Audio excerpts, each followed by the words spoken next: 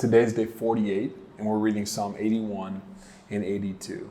And as I read through this today, one line stood out because of its obscurity. It's kind of peculiar. In verse 5, as the psalmist is writing about the behavior of God, he says this, "Then I heard an unknown voice say."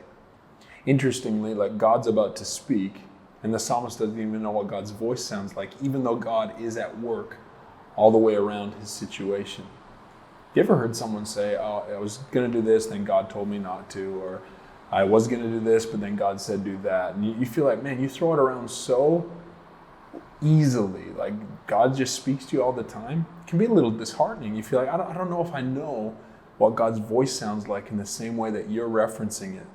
But even here for the psalmist, a writer in the scripture, he's saying the voice of God is sometimes unknown at first.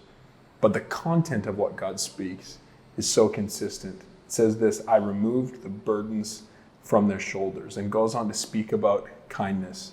So you might not know exactly what God's voice sounds like, but you need to know this. His tone towards you is kind. The type of message he wants to speak to you is one where burdens are lifted. Don't be discouraged. You spend time in and around the activity of God with an open heart and open ears, and you will begin to learn what that unknown voice sounds like.